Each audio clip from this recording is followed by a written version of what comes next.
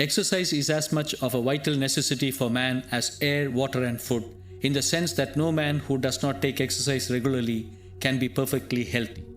By exercise, we do not mean merely walking or games like hockey, football and cricket. We include under the term all physical and mental activity. Exercise, even as food, is an essential to the mind as to the body. The mind is much weakened by want of exercise as the body, and a feeble mind is indeed a form of disease.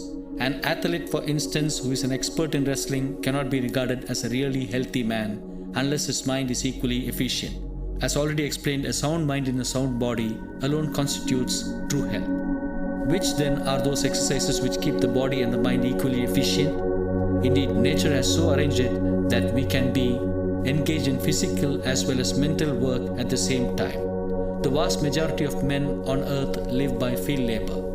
The farmer has to do strenuous bodily exercise at any cost, for he has to work for 8 or 10 hours or sometimes even more in order to earn his bread and clothing. And efficient labor is impossible unless the mind is also in good condition. He has to attend to all the many details of cultivation. He must have a good knowledge of soils and seasons and perhaps also of the movements of the sun, the moon and the stars. Even the ablest men will be beaten by the farmer in these matters. He knows the state of his immediate surroundings thoroughly well. He can find the directions by looking at the stars in the night and tell a great many things from the ways of birds and beasts. He knows, for instance, that rain is about to fall when a particular class of birds gather together and begin to make noise.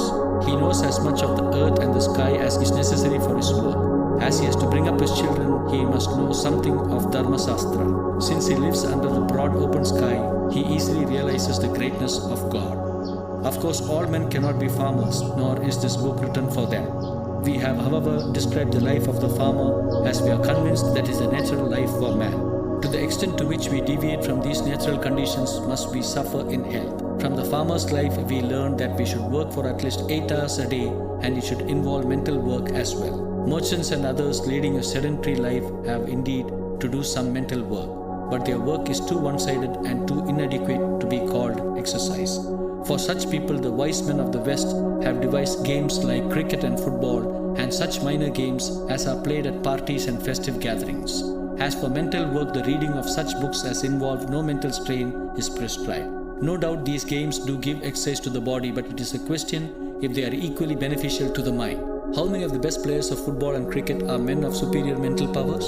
What have we seen of the mental equipment of those Indian princes who have earned distinction as players? On the other hand, how many of the ablest men care to play these games? We can affirm from our experience that there are very few players among those who are gifted with great mental powers. The people of England are extremely fond of games, but their own poet Kipling speaks very disparagingly of the mental capacity of the players. Here in India, however, we have chosen quite a different path. Our men do arduous mental work, but give little or no exercise to the body.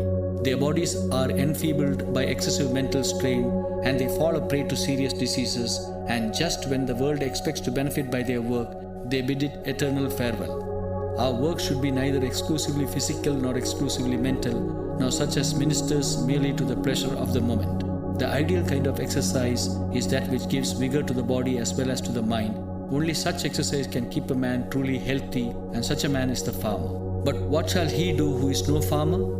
The exercise which games like the cricket give is too inadequate, and something else has to be devised. The best thing for ordinary men would be to keep a small garden near the house and work in it for a few hours every day.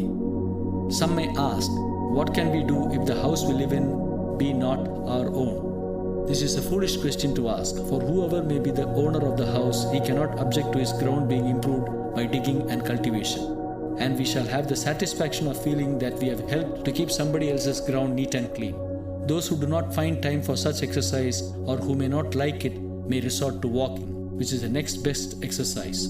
Truly has this been described as the queen of all exercises. The main reason why our sadhus and fakirs are strong as a class is that they go about from one of the country to the other only on foot. Thoreau, the great American writer, has said many remarkable things on walking as an exercise. He says that the writings of those who keep indoors and never go out into the open air will be as weak as their bodies. Referring to his own experience, he says that all his best works were written when he was walking the most. He was such an invertebrate walker that 4 or 5 hours a day was quite an ordinary thing for him.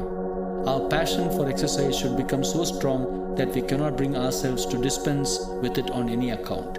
We hardly realize how weak and futile is our mental work when accompanied by hard physical exercise. Walking gives movement to every portion of the body and ensures vigorous circulation of the blood. For when we walk fast, fresh air is inhaled into the lungs.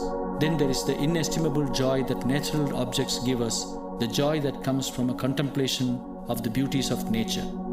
It is of course useless to walk along the lanes and streets or to take the same path every day. We should go out into the fields and forests where we can have a taste of nature. Walking a mile or two is no walking at all. At least 10 or 12 miles are necessary for exercise. Those who cannot walk so much every day can at least do so on Sundays. Once, a man who was suffering from indigestion went to the doctor to take medicine. He was advised to walk a little every day, but he pleaded that he was too weak to walk at all. Then the doctor took him into his carriage for a drive. On the way, he deliberately dropped his whip, and the sick man, out of courtesy, got down to take it. The doctor, however, drove on without waiting for him, and the poor man had to trudge behind the carriage. When the doctor was satisfied that he had walked long enough, he took him into the carriage again and explained that it was a device adopted to make him walk. As the man had begun to feel hungry by this time, he realized the value of the doctor